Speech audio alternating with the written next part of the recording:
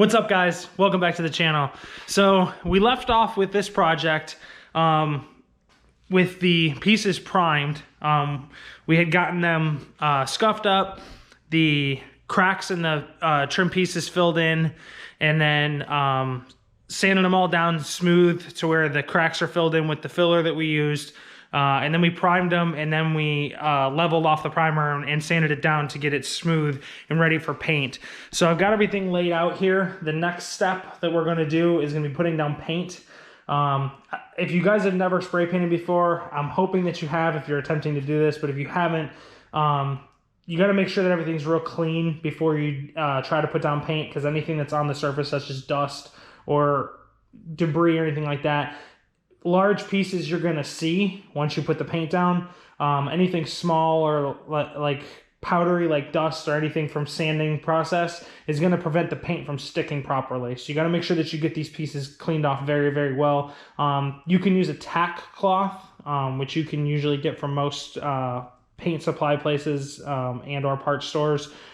Just make sure if you don't have access to that, soap and water, clean them off really well, blow them off with air if you have access to that, just to make sure you get them nice and clean.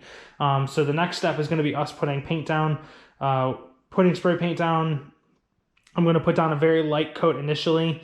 I'm going to let that dry for 10 or 15 minutes, and then I'm going to come back with a slightly heavier coat, let that dry for 10 or 15 minutes, and then we're going to come back and put a third coat down, and after about 10 or 15 minutes of the second coat drying, and then we'll put down any more coats if need be after 10 or 15 minute drying periods. Just make sure you're observing a 10 to 15 minute dry period between coats, because if you don't, then you'll get bubbles and weird texturing in your paint if you don't let it dry between coats. So we're going to get the first light coat put down, and I'm going to show you guys what that looks like.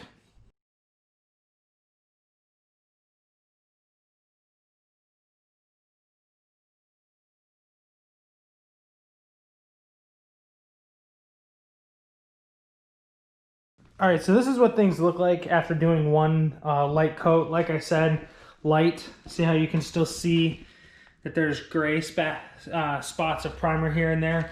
Make sure you go light. If you put it on too thick, it won't dry quickly. You want to do a lot of light coats and not heavy coats initially, just to give it the ability to stick to the surface. And then once that paint sticks to the surface, it gives the future coats of paint something to stick to, because it sticks to itself very well. So this is the first light coat. I've let it dry for about 15 minutes now, so I'm going to go ahead and put the second coat on. Second coat's going to be a little bit heavier than the first, but not too heavy. We'll build up as we go.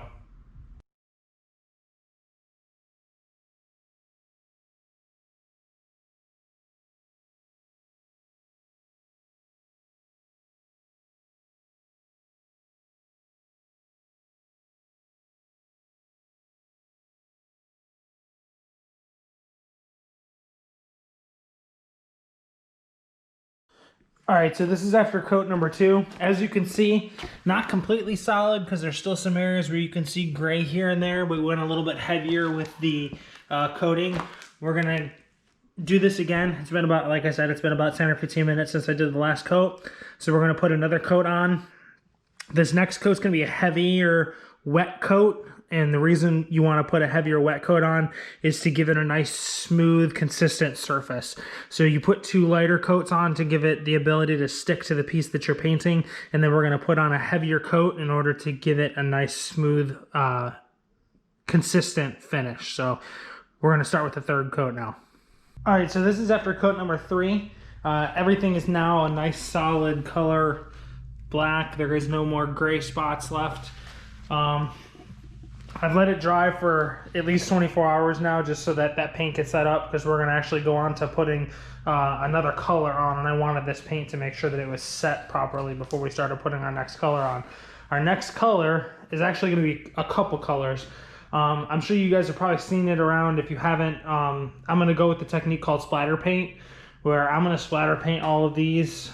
It'll just be speckles here and there of different colors. And then we're going to clear coat over top of that, and you'll see the effect of that at the end of this video. The colors that I've gone with are some spray paints that I bought from the store along with the black. I'm going to try to, obviously by these colors, mimic the M Motorsport colors from BMW. Since we're putting these trim pieces right out of a BMW, I'm going to try to mimic the M Motorsport colors. If you guys are trying to do the same thing, the names of these are right here. I purchased these at the Home Depot local to me. So if you guys wanted to copy these colors or this scheme, you have an idea of what colors I went with there. So I'm going to get into the process of doing the splatter paint. All right, so we're going to get started doing this splatter spray paint effect. I'm going to put some links down in the description of the videos that I used off the internet to kind of get the idea of how to do all this stuff. But pretty much the only best way I can explain it, if you watch the videos yourself, you understand, is we're going to take whatever color we want to start with, it doesn't matter. We're going to spray it into a cup. In the videos that I watch, they use the lid of the can, but the lid of this can is kind of small. So I'm going to spray it into this cup, and then you're going to take a brush, dip it in the paint in the bottom of this cup, and then you're going to flick it onto your trim by pulling on the brush like this. You can also dip it in there and then sling it on there as well. I'm going to show you both methods and what they look like and what kind of pattern they produce depending on which one you do. So I'm going to get this spray paint shaken up, spray it into this cup, and then we're going to get started splattering onto these trim pieces.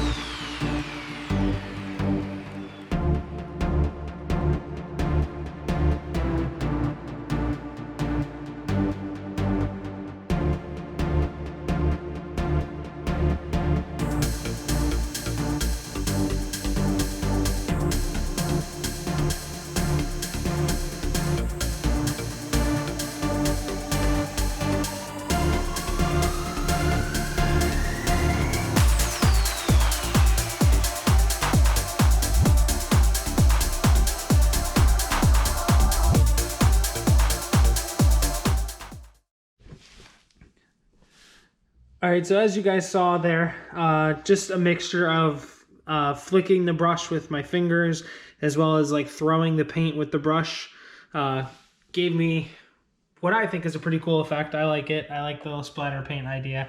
I didn't go too crazy with the amount of paint that I put on there because I wanted it to just kind of be an accent. I don't really want it to be like crazy, I guess you could say.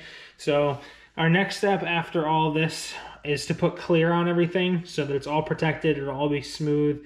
And then I'm gonna put clear on. We're gonna do 3 coats of clear, light coat initially, and then go with 2 heavy coats after that, allowing 10 minutes to dry between coats of clear. And then after the clear has dried for 24 hours, we're going to come back and we're going to wet sand all of that to make it nice and shiny and smooth. I do want to give you guys one bit of advice when you're doing this. If you're going to go this route using spray paint and splatter paint, do not use red Solo cups, because the solvent that's in spray paint that allows it to spray actually eats right through the plastic of the red Solo cup. You can use the red Solo cups, but if you're going to do it, just be wary of the fact that it's going to eat through the plastic cup itself. So I'm going to move on to getting these cleared, and then after I get them all cleared up, I'm going to show you guys how to wet sand them.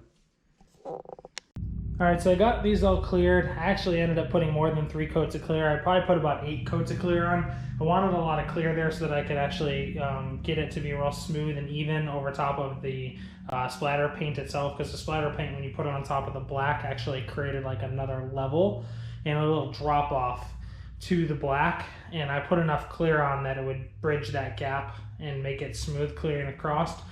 So we're on to the process of wet sanding, and I've started already using 1,000 grit sandpaper, a little square of it, and a spray bottle and wet sanding. The goal is, when you're starting this wet sanding, is to get everything smooth on the surface and even. If you look right here, you see how there's like black little dots around the paint parts? That's because the actual color is sitting higher than where the clear is at or where the black is at. So what you want to do is you want to get it sanded until it's smooth and there's no black ring around the dots anymore. Once you get it to that point, then you can start stepping up through the grits of sandpaper until you get high enough that you're using a buffing compound. I'm going to get this piece sanded down the rest of the way and smooth, and I'll show you what that looks like, and then we're going to move on to the other grits of sandpaper. Alright, so as you can see, I got it all nice and smooth and uniform. There's no more like darker spots. Everything's like an equal tone of, like, I guess like matte gray or matte black, I guess you would say, over top of the colors and stuff like that.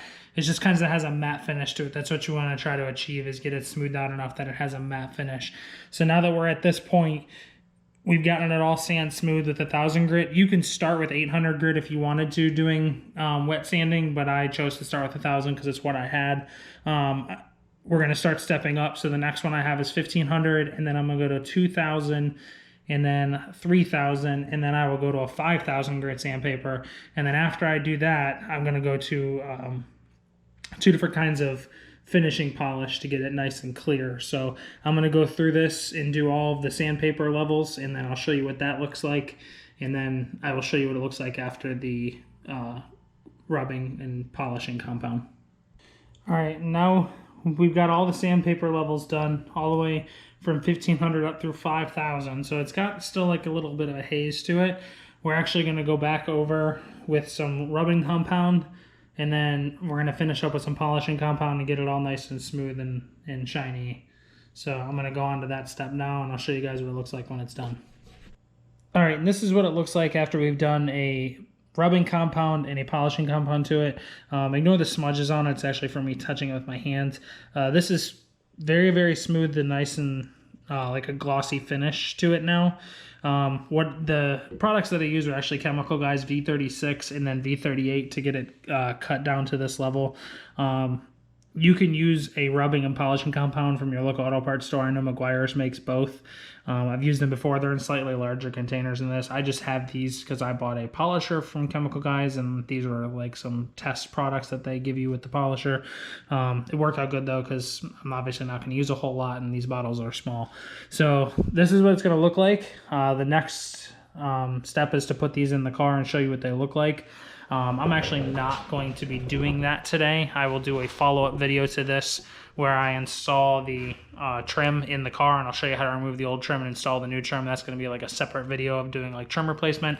If you guys have any questions about anything I did during this part or the previous video going over redoing this trim, please comment down below. I'll be sure to answer any questions you guys have. I would really appreciate it if you could subscribe to the channel, and I'll see you later.